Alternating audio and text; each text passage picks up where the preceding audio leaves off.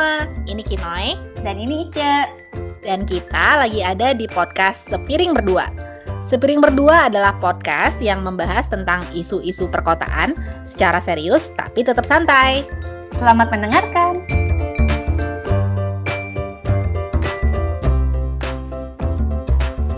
Halo teman-teman, kembali lagi di podcast Sepiring Berdua, episode Ruang Publik. Dan kali ini kita kedatangan tamu, temannya Kinoy yang ada di India.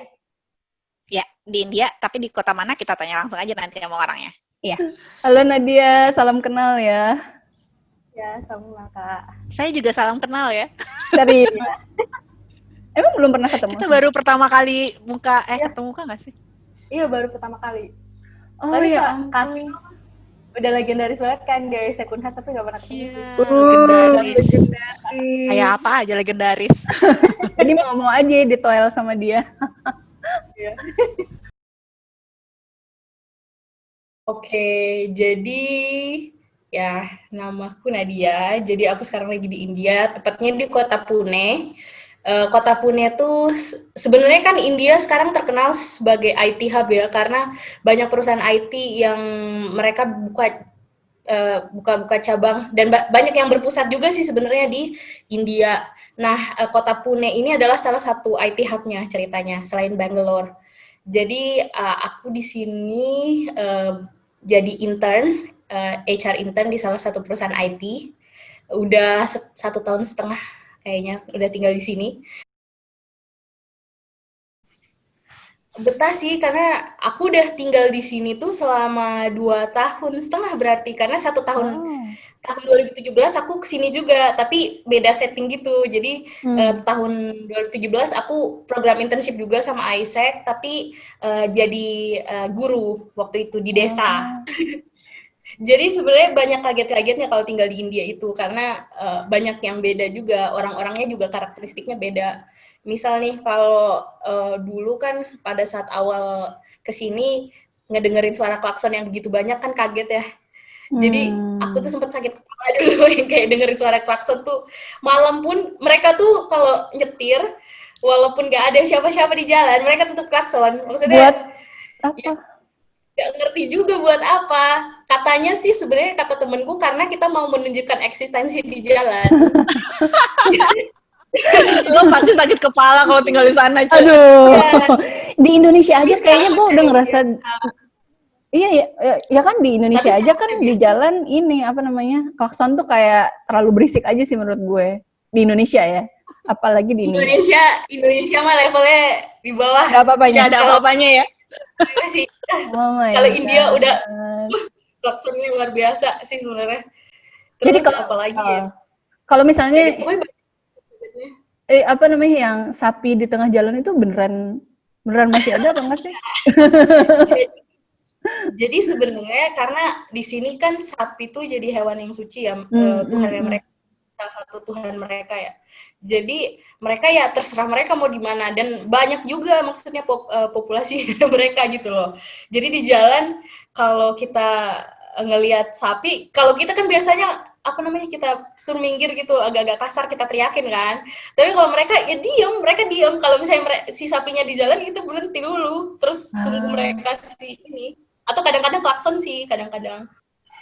Aku membayangnya kalau di India itu tuh kayak semuanya itu serba intens gitu loh. Karena orangnya banyak, terus kayak suaranya keras, terus pokoknya semuanya tuh serba, pengalamannya tuh kayak sangat-sangat gimana gitu. Iya sih Kak, karena aku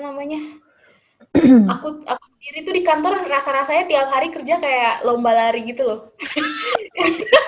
Karena intens, terus teriak-teriakan, jadi kayak lomba lari gitu. Awal-awalnya aku kan sebagai orang Indonesia masih berusaha jadi diri yang autentik Indonesia gitu kan. Tapi lama-lama aku udah nyerah deh. Kalau misalnya nge-handle orang India, udah aku kayak mereka gitu loh. Jadi ya. Jadi kalau Nadia misalnya gue nanya nih, atau misalnya ada orang nanya, jadi menariknya Pune apa sih? Pertama gue punya pertanyaan dulu. Pune itu ada sektor pariwisatanya nggak? Maksudnya itu sesuatu yang kuat atau enggak sih? Pune nggak ada sih Nggak ada sama sekali. Oh, oke. Tapi aku udah traveling ke bagian-bagian sana-sana. Aku kan udah 2 tahun, jadi lumayan lah. Udah traveling kemana-mana. Traveling juga murah di sini kan. Jadi kalau ke kota lain, walaupun yang bagian deket Nepal misalnya, aku tinggal naik bus 11 jam tidur malam kan. Misalnya sore pergi tidur, tahu-tahu udah nyampe gitu. Jadi udah lihat semua bagian India sih sebenarnya. Wow. Jadi bisa. India kan gede banget tuh. Nggak semua sih, ya sebagian besar lah.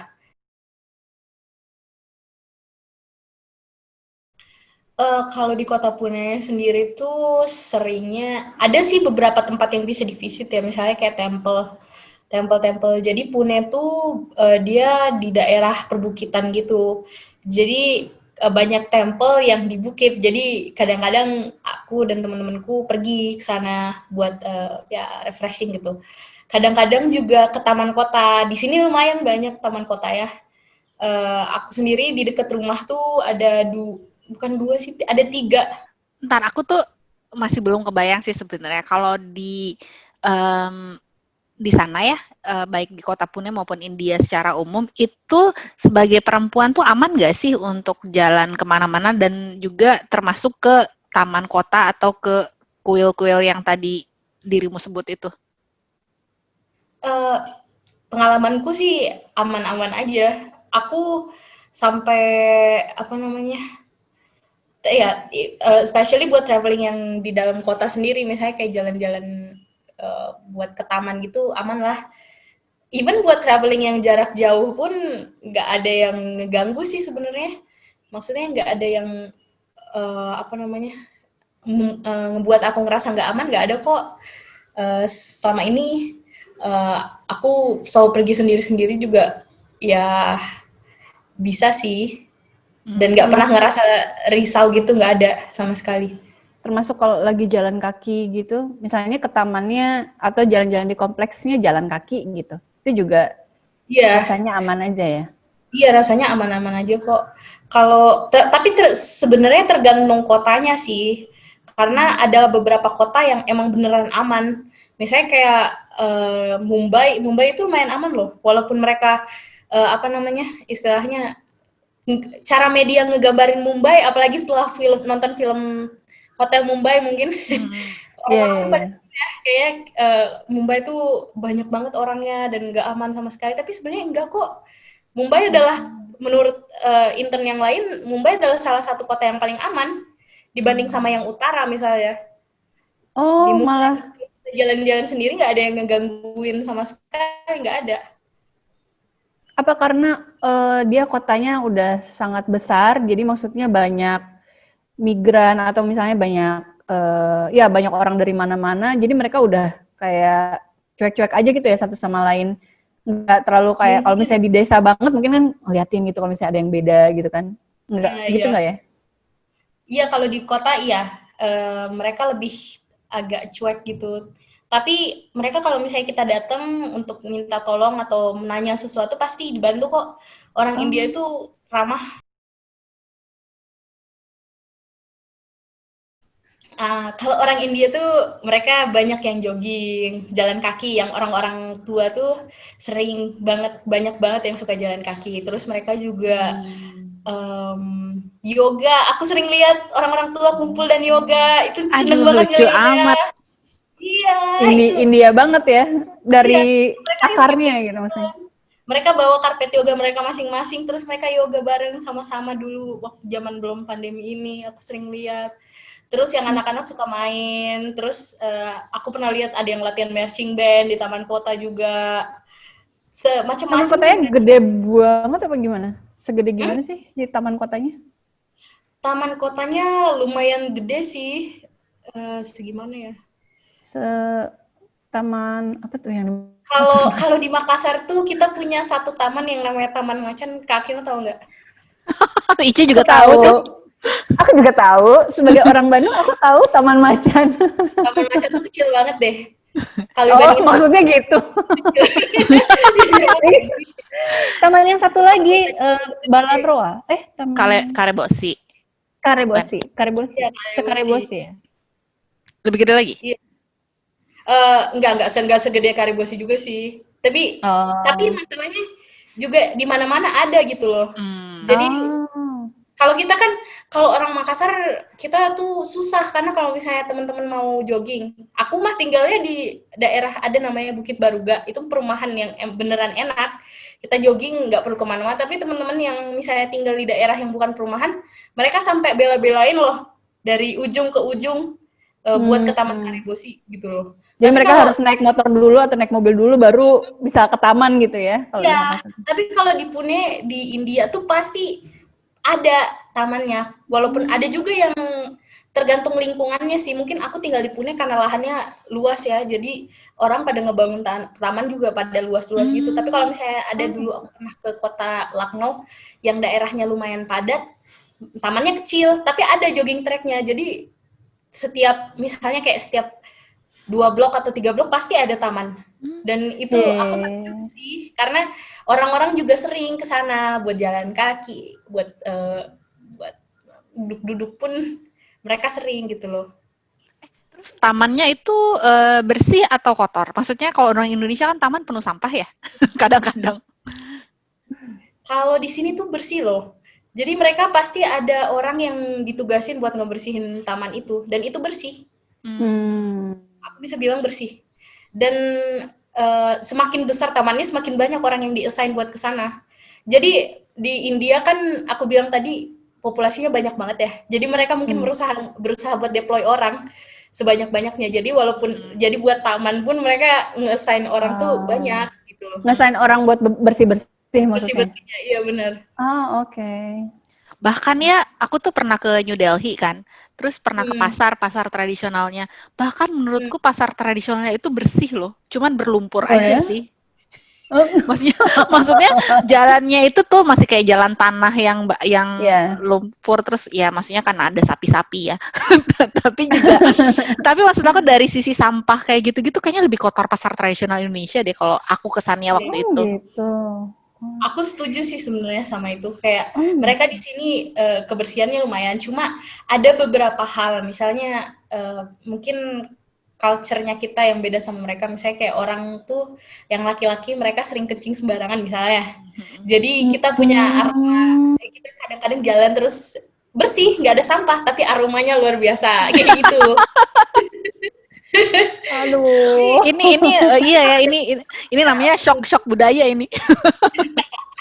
Jadi kayak mata sama hidung nggak nyambung gitu, bersih tapi gimana? Iya itu bener banget gitu. Kayak pokoknya kalau di sini tuh apa-apa pasti ada orang yang diusahain buat ngebersihin. Kalau di kantor misalnya yang paling ini deh, yang paling simpel. Aku di kantor tuh kayaknya setiap 500 meter yang bersihin tuh beda deh orangnya. Jadi beneran yang mereka tuh berusaha ngedeploy orang-orang ini beneran bagus deh. Padat karya. Iya. Deket sini. Ini taman pemerintah kayaknya. Lumayan bagus sih. Aku bilang buat jogging dan segala macam. Oh. Mereka punya ini juga yang menarik, gym, outdoor gym gitu. Ada juga mereka baru bangun taman yang deket. Jadi di sisi kiri aku punya taman, di sisi kanan pun aku punya taman juga di deket rumahku. Ini tadi taman yang pertama. Terus aku jalan dikit nih dari rumahku, aku ketemu lagi taman yang lain. Tapi kalau taman yang ini masih di dalam pengerjaan sih, tapi dia kayak memanjang gitu. Jadi mereka lebih fokus bikin trek buat jalan kaki kayaknya. Oh, wow. Ini mereka punya juga ini, lampu-lampuan gitu. Mereka desain kayaknya. Wah, cantik amat. Iya. Mereka serius juga ya bikin taman-taman. Mereka bikin ini apa sih istilahnya ini? Kayak tempat gazebo gitu. Gazebo, iya beneran gazebo. Terus bunga-bunganya dirawat. Kalau malam tuh dulu sampai sekarang sih, tapi sekarang lampunya mati. Jadi tadi malam aku jalan kaki sebenarnya ke sana ngelihat kira-kira kalau pandemi tuh orang-orang pada gimana. Jadi survei dulu sebelum ngobrol sekarang. Ya. Ini zaman dulu, kalau misalnya zaman dulu semua lampunya nyala, termasuk yang si lampu-lampu yang tadi yang buat hiasan. Terus ya mereka sering ngumpul-ngumpul di sana sama teman-temannya. Kalau sekarang kayaknya mungkin karena orang-orang dilarang pergi ke rumah orang lain ya, jadi mereka buat spot ketemu mereka ke situ. Kayak aku kadang-kadang ngelihat misalnya orang-orang yang kelihatannya pacaran gitu, aku suka berasumsi sendiri bikin cerita. Tapi mereka datang ke sana, terus mereka makan KFC bareng gitu loh. Ini gymnya. Lucu juga ya. Iya, jadi dan ini bukan cuma satu-satunya. Maksudnya aku udah ke banyak taman dan aku selalu lihat hal yang ini. Ini tipikal jadi ya. Iya, jadi tipikal gitu. Tapi kok aku lihat dari si pola itunya ya, tadi emang kayaknya memang banyak apartemen-apartemen dan semuanya kayak yang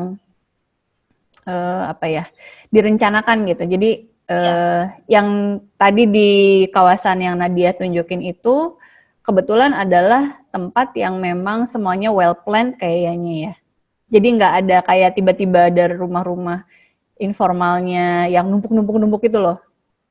Aku bisa bilang iya sih, karena kawasan ini tuh dulunya aku dengar dari temanku sebelum IT company-nya mereka bikin kantor di daerah dekat sini, kawasannya masih belum terlalu berkembang sih. Pas mereka IT company udah ada, terus mereka deploy banyak banget orang kan. Jadi mereka mulai ngebangun nih kompleks-kompleks apartemen dan segala macam. Semuanya masih baru kayaknya di sini aku bisa bilang mah. Terus mereka mungkin kalau orang-orang yang tinggal di daerah kompleks apartemen kayak misalnya aku, kalau males ya di dalam apartemen itu sendiri kan ada taman juga. Mereka pasti ada taman, ada kolam renang, ada lapangan basket, lapangan tenis. Misalnya kalau di tempatku itu ada tempat main-main anak-anak. Jadi kita main-main aja daerah situ. Kalau bosen baru ke daerah luar gitu loh. Kalau yang tinggal di kompleks apartemen. Tapi aku dulu juga pernah kok misalnya tinggal nginep di tempat temanku yang di daerah utara. Itu daerah yang padat, apartemennya bukan apartemen yang kayak gini, yang kecil-kecil. Jadi mungkin dulunya rumah, tapi mereka upgrade jadi apartemen yang 3 tingkat atau 5 tingkat at least. Nah, kalau yang itu juga mereka punya loh taman, tapi skalanya lebih kecil. Menarik ya. Menarik, gue nggak nyangka loh kayak gini si India teh. Iya, sama aku juga nggak nyangka. Maksudnya yang pas waktu aku ke New Delhi itu, aku pikir kan memang juga banyak taman kayak gitu ya. Tapi maksudnya aku pikir itu karena memang dia kota yang spesial tuh. Terus kayak ya termasuk salah satu kota yang tujuan wisata gitu kan. Jadi aku pikir memang direncanakannya seperti itu, walaupun masih mempertahankan mungkin agak-agak tradisional, agak beda dengan kota India lain yang memang di-plan untuk kayak kota barunya gitu loh. Kota kayak kalau di Bandung mah kota baru Parahyangan gitu kan, di well plan gitu kan. Nah, Delhi tuh kayaknya nggak segitunya gitu. Tapi aku pikir itu hanya karena itu New Delhi, tapi nggak nyangka kalau ternyata kota-kota lain juga punya banyak taman, punya banyak hijau-hijau. Dan aku curiga ini sebenarnya berhubungan sama budaya sih. Maksudnya kenapa dia perencananya itu merasa perlu ada taman karena mungkin bukan tuntutan tapi kayak ada faktor pendorong dari dalam yang berkata bahwa kita butuh taman sebagai manusia gitu. Dan jadi aku merasa mungkin itu adalah bagian dari filosofi mereka secara budaya gitu, ada kaitannya dengan pohon, dengan ya gitulah, ruang terbuka yang kayak gitu. Kayak di Bali ya, yang kayaknya mereka tuh strict di rencana tata ruangnya karena memang secara budaya juga mereka ada kepercayaan terhadap sesuatu gitu. Iya, mungkin. Terhadap alamnya, jadi keseimbangan alam kayak gitu. Aku setuju sih sama itu karena kalau ngelihat misalnya nih, orang-orang India itu walaupun mereka nggak suka ngegas, tapi mereka tuh hangat banget deh. Kalau sama keluarga, sama komunitas, mereka tuh seneng ngumpul. Jadi ya aku bisa bilang sih aku bisa confirm sih kalau misalnya keberadaan taman ini nggak bisa dipungkirin gara-gara budaya juga sih. Mereka tuh, aku kalau dibandingin sama orang Indonesia, orang India tuh kalau sama keluarga atau sama komunitas mereka lebih hangat. Tapi kalau misalnya kayak sungai gitu, mungkin banyak juga kan? Sungainya pertama banyak, tapi apakah itu menjadi tempat rekreasi juga atau enggak seperti taman gitu? Aku kalau misalnya di daerah Pune tuh nggak pernah sih ngelihat taman yang dekat sungai gitu, nggak pernah. Tapi pernah salah satu, aku pernah ke Lucknow. Lucknow tuh dia ibu kota dari state Uttar Pradesh di bagian utara. Aku pernah lihat mereka desain taman gitu dan beneran cantik banget. Kalau Sungai Gangga sendiri yang terkenal itu pinggir-pinggirnya emang nggak suka Oh, dipakai buat pinggir-pinggirnya ngumpul-ngumpul dibikin, kayak gitu. iya pinggir-pinggirnya dibikin ini sih sebenarnya jadi ruang publik. Itu sih sebenarnya makanya orang-orang pada seneng ke sana karena mereka tuh apa namanya di bagian pinggir-pinggirnya itu emang dibikin apa ya jadi kayak semacam taman gitu. Jadi mereka punya ini upacara yang namanya arti. Jadi Gangga Arti. Jadi setiap jam 6 sore dan jam 5 pagi orang-orang pada ngumpul nih pengen ngelihat orang-orang ini buat nari. 2 kali Jadi sehari. iya setiap hari mereka punya. Dan 2 kali Jadi sehari, pagi dan sore. sembahan gitu ya 2 kali sehari. Apa namanya orang-orang ini megang si tungku-tungku api itu terus mereka nari, mereka doa buat persembahan buat Sungai Gangga. Ya orang ke Varanasi cuma pengen lihat ini sama pengen ngelihat pembakaran mayat. Belum. Aku pernah deh ngeliat di Pune nih kayak tempel gitu di bawah di bagian deket sungai gitu di bagian kotanya. Jadi ini nih tempel yang di pinggir sungai yang di Pune. Tapi sungainya bersih juga ya. Iya sungainya bersih kok. Di sini tuh apa-apa serba bersih, cuma itunya kadang-kadang ada aroma yang tidak kita duga gitu loh. Itu judulnya Cantik Tapi Bau. Tahu nggak lo lagunya Parahyangan apa project? Iya itu tuh. Aku mau tanya dong, penasaran juga di kayak di tempel gini ataupun di taman, di ruang publik, itu si kasta-kastanya tuh masih ngaruh nggak ya? Maksudnya ada misalnya nggak yang tempel yang khusus untuk kasta tertentu atau misalnya ruang publik walaupun nggak dikasih tahu secara eksplisit bahwa ini tuh cuman buat kasta tertentu, tapi itu tuh kayak kerasa gitu hawanya bahwa ada kasta yang misalnya yang paling rendah nggak merasa diterima di taman itu misalnya. Ada nggak? Kalau ruang publik nggak ada sih sebenarnya karena pemerintah India sendiri tuh udah berusaha untuk menghilangkan diskriminasi sosial karena kasta.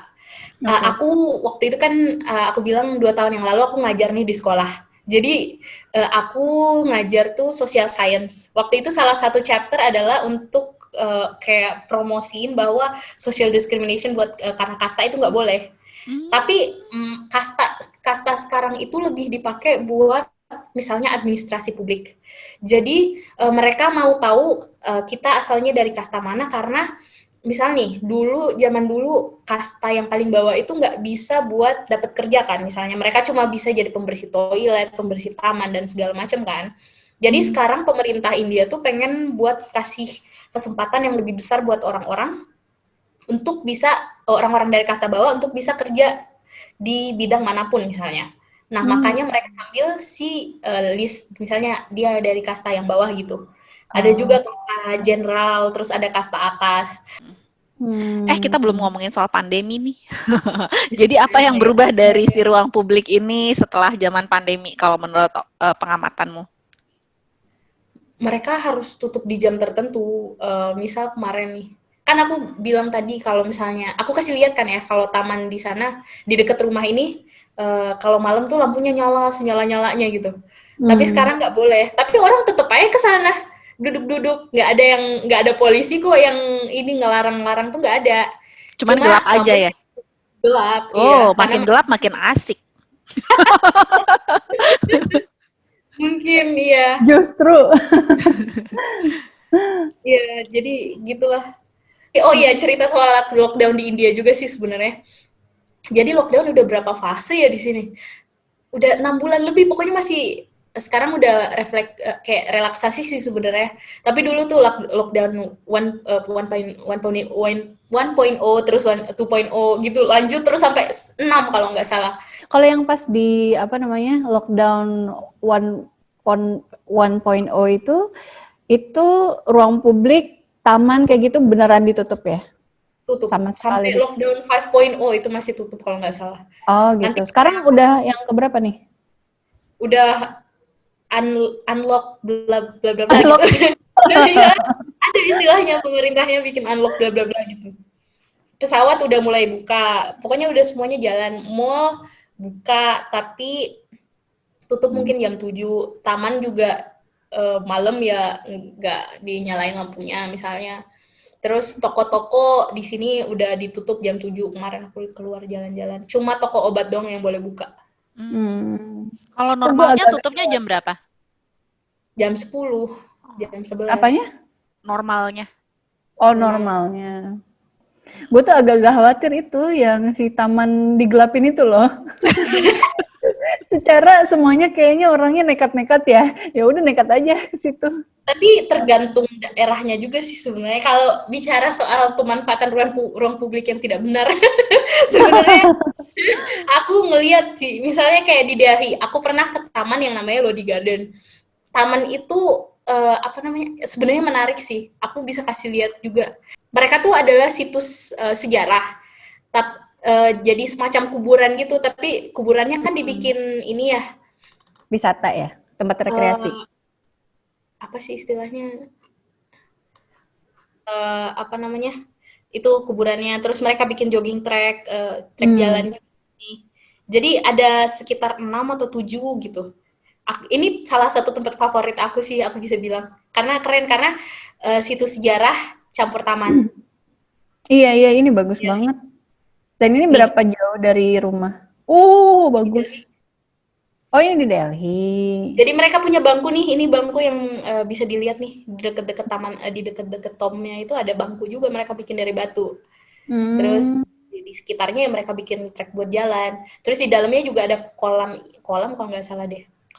Terus, oh ya tadi aku mau bicara soal ini ya. Jadi di daerah Delhi itu tergantung karakteristik mungkin orang-orangnya juga sih, gaya hidup orang-orangnya. Misalnya kalau di Lodi Garden ini aku sering lihat orang-orang yang ciuman di bawah pohon, misalnya. Aku sering lihat. Cuma kalau di Pune nggak pernah, karena orang-orang memang nggak begitu, apa namanya istilahnya. Mungkin pada sibuk bekerja kalau di Pune. Mungkin karena ininya kali, standar untuk social shame-nya beda-beda kali ya. Di sini lebih terbuka berarti. Iya, kalau di Delhi lebih terbuka.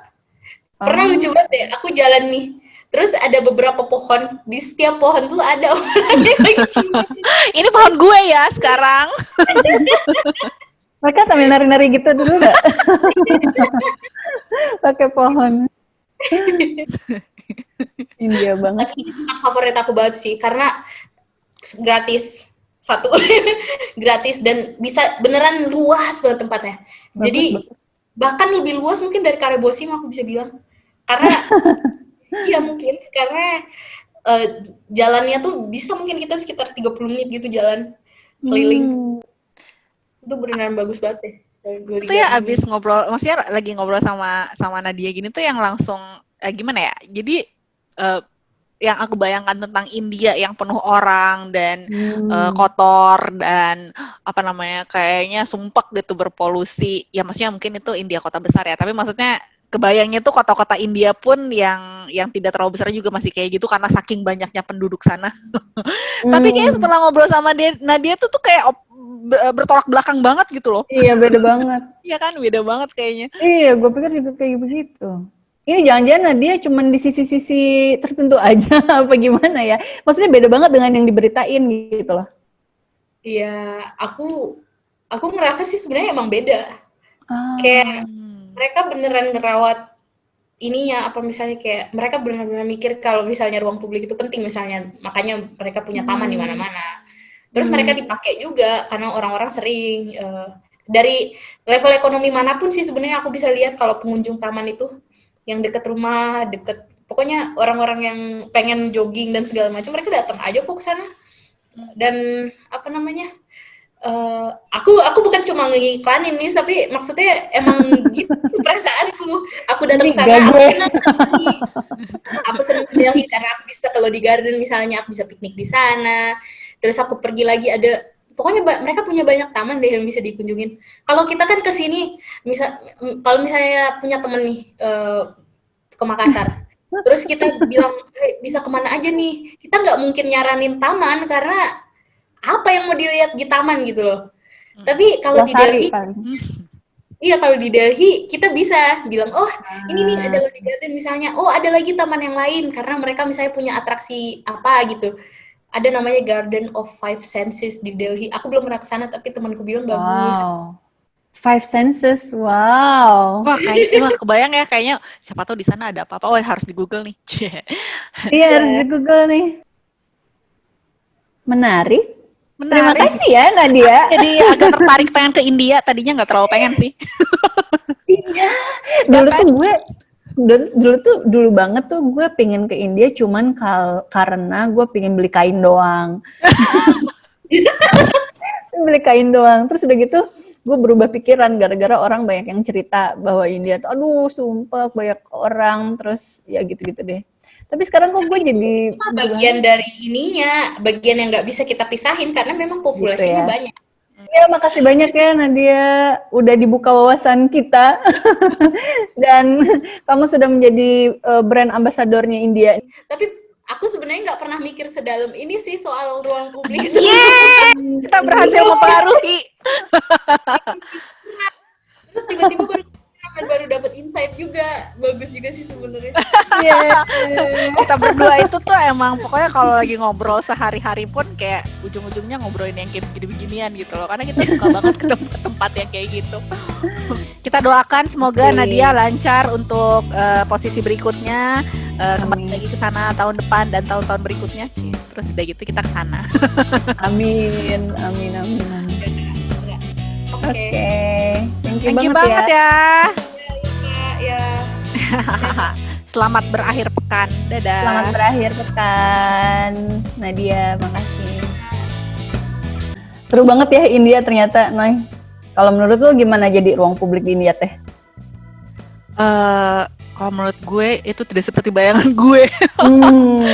Soalnya gue kebayangnya itu yang India itu yang penuh orang, terus kayaknya pokoknya nggak kebayang aja sih kalau di sana. Pertama banyak taman, terus udah gitu ya maksudnya ternyata nggak penuh banget sama orang, jadi bahkan lu sebenarnya bisa menikmati ruang publik itu sendiri gitu. Cuman yang bagian cantik tapi baunya itu gue udah kebayang sih.